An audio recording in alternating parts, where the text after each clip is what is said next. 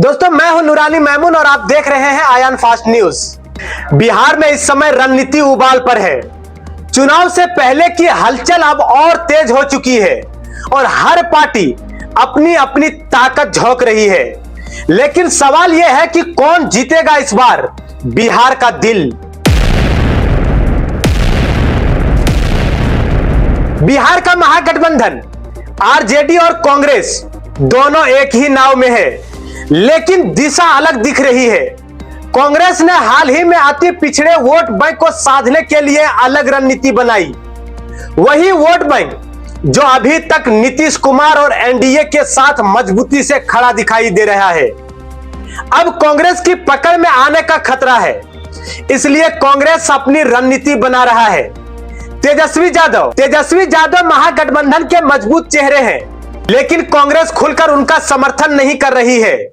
Seat बंटवारे को लेकर सहमति नहीं बन पाई है और यही वजह है कि कार्यकर्ताओं में भ्रम फैल रहा है। तेजस्वी यादव चाहते हैं कि कांग्रेस हमें सीएम फेस घोषित करे चुनाव से पहले, लेकिन अभी तक नहीं हो पा रहा है। कई नेता ये कह रहा है कि बाद में देखा जाएगा कौन होगा। उधर सीमांचल में असदुद्दीन ओवैसी जोरदार गतिविधि कर रहे हैं। उन्होंने स्पष्ट कर दिया है कि गठबंधन में हमें शामिल करें या अकेले मैदान में उतरेंगे। ओवैसी इस बार आक्रामक मोड में है, यात्रा बिहार का कर रहे हैं। पिछली बार उनकी पार्टी ने 5 सीटें जीती भी थी, इस बार 6 की मांग है। अगर महागठबंधन उन्हें बाहर रखता है तो मुस्लिम वोट बैंक में सेंध आरजेडी के लिए बड़ा नुकसान साबित हो सकती है। एनडीए में नीतीश कुमार और बीजेपी का समीकरण संतुलित दिख रहा है। अमित शाह के दौरों के बाद कार्यकर्ताओं में उत्साह बहुत ज्यादा बढ़ा है। एनडीए ने पांडव का साझा कार्यक्रम शुरू किया है।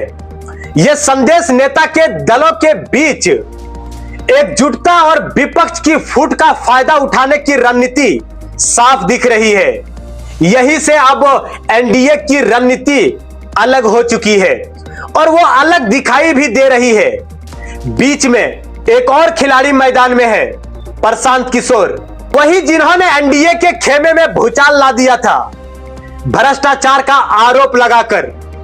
उनकी सभाओं में भीड़ है, गाड़ियां गांव गांव घूम रही है, लेकिन सवाल यही कि क्या यह भीड़ वोट में बदलेगी।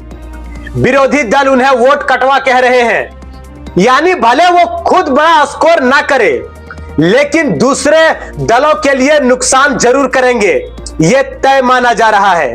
तेजस्वी यादव की मुश्किलें केवल बाहर नहीं है, परिवार में भी दरारें दिखाई दे रही है। तेज प्रताप यादव और बहन रोहिणी आचार्य संजय यादव की भूमिका पर नाराज है। सोशल मीडिया पोस्ट और बयानबाजी साफ कर रहे हैं कि परिवार में तनाव है। तेजस्वी जितना भी डैमेज कंट्रोल करे, उनकी बॉडी लैंग्वेज हाल में बैकफुट पर दिख रही है। यह राजद के लिए एक माइनस पॉइंट साबित हो सकता है, हाल के नजरिए से अगर देखा जाए। कांग्रेस बिहार तक सीमित नहीं है, उसकी नजर यूपी बिहार दोनों पर है। तेलंगाना और कर्नाटक चुनाव में मुस्लिम वोट बैंक ने पार्टी को फायदा पहुंचाया। अब वही फॉर्मूला बिहार में दोहराने की तैयारी है। इसलिए तेलंगाना और कर्नाटक सरकार भी लगातार सपोर्ट में खड़े हैं। लेकिन यही रणनीति आरजेडी और अन्य क्षेत्रीय दलों के लिए खतरा बन रही है। गांव की गलियों में सबसे बड़ा मुद्दा जाति समीकरण है। यह जातिगत मुद्दा कहां तक कारगर साबित होता है, यह बहुत बड़ी मायने रखता है। अति पिछड़े, दलित और मुस्लिम वोट, ये 3 स्तंभ मजबूत माने जाते हैं। ये तय करेंगे कि अगली सरकार किसकी होगी।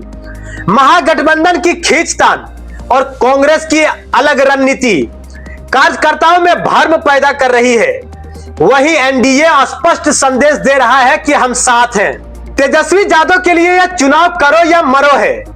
जीत गए तो राष्ट्रीय स्तर पर कद बढ़ेगा और हार गए तो कांग्रेस की दखल और परिवार की कलह उन्हें कमजोर कर देगी, जो तेजस्वी के लिए काफी मुश्किल सामने आ रही है।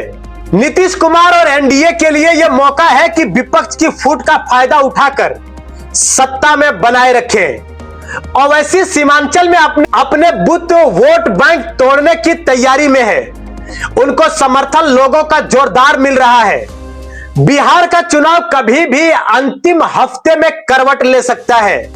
फिलहाल तस्वीर यही कहती है कि महागठबंधन बिखरा हुआ है, एनडीए संगठित है और जनता चुपचाप सब देख रही है।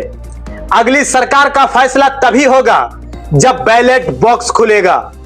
तब साफ हो जाएगा कि जनता किसे ड्राइवर की मेन सीट पर बिठाएगी, तेजस्वी, नीतीश या फिर कोई तीसरा चेहरा।